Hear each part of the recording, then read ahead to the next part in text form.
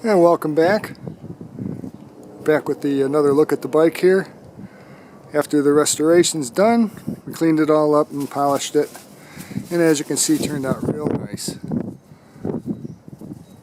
Not a whole lot of wear on it obviously from whoever the original little girl it went to. And still has the original tires on it.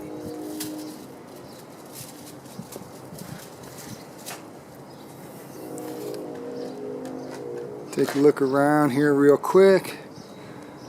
Give you a shot of the seat and how that came out.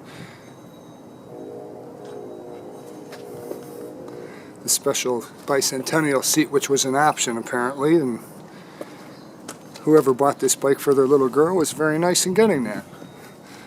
As you can see, the decals are very nice from Parmacycle.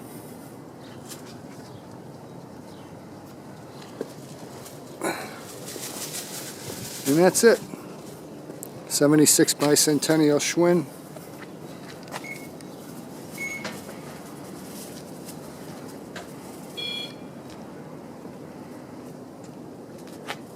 And be sure to check out my other films on some of my other bikes that we worked on too, and there's hopefully more in the future.